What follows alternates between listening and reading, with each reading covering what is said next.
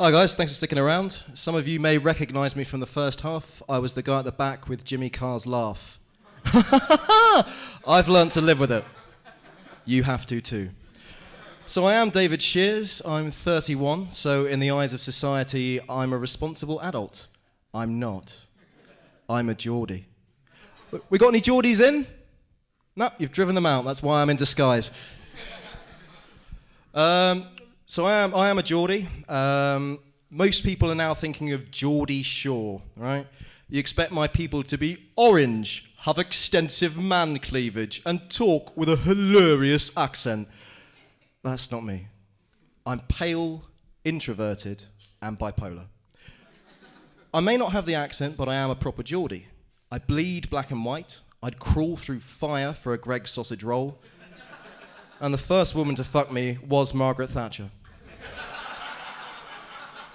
When people hear bipolar, they think you're either mad, suicidal, or Stephen Fry. I'm blunt, tactless, and not Stephen Fry. You don't have to look so disappointed, sir.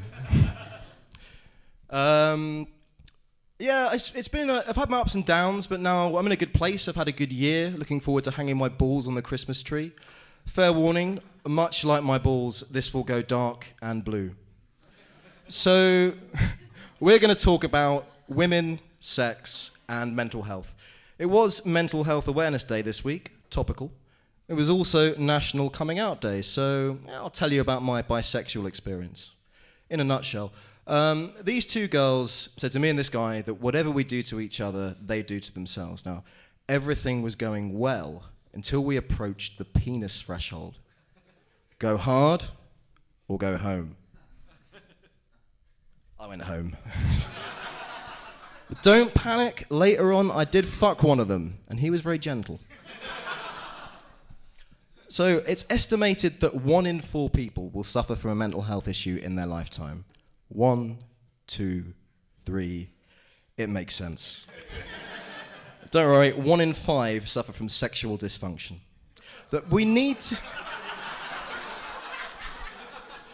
It's my kind of crowd. We need to talk about it, and I don't just mean empty phrases like, people say everything happens for a reason. Someone says that to you, punch them in the face. Ask them why that happened. Or, you can do anything if you put your mind to it. Oh, really? Try striking a match on jelly. I'll wait. I was diagnosed when I was 25. I love it, and I hate it. I love it because when being manic, it's like finding an extra gear for life. I've never had to revise for an exam. I paid for my time at university with writing erotic fiction and blackjack. He was fun. I could go to a party and think I could pick up any girl there, and often did, because confidence is a turn-on, and so is low self-esteem. Depression is another story. It's like living in glue. Getting up from the sofa is like climbing Kilimanjaro, except nobody's sponsoring you to do it. Being bipolar means I'm horny almost all the time. I love sex. I think anyone willing to let you do that to them deserves a medal. Some of you may be having sex later on, looking at you, sir. Remember to say thank you. Manners cost nothing. I hate sex because so much of my life used to revolve around it. I wrote poetry for sex, I learned music for sex, I became a teacher for reasons. Didn't expect as much of a laugh at that one, I'll be honest with you.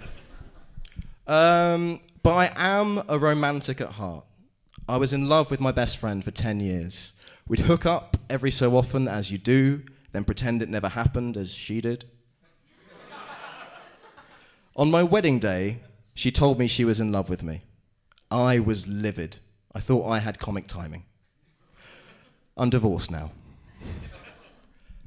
I suppose, looking back, I should... Thanks for looking surprised, I appreciate it. I suppose, looking back, I should have seen it coming. My sex education was unconventional, to say the least. I was self-taught from Victorian erotica in my parents' library. For the longest time, I thought every sexual encounter had to involve whips, chains, and gazebos. When I was 16, I travelled across the country to try and lose my virginity to a girl I met on the internet. Her mum insisted I sleep on the sofa. 2 nights in, I thought, I'll try my luck, everyone's asleep, so I crawled up the stairs. Of course, I run into her mum. Stumble something like, I thought I left something upstairs, some bullshit. Her mum looks me dead in the eye. I'm shitting myself. She walks down the stairs, takes my hand, and says, maybe you left it here. It was fucked up. And down and up. So I'm approaching the end of my set. It's almost time to wrap things up. Oh yes, we're going there.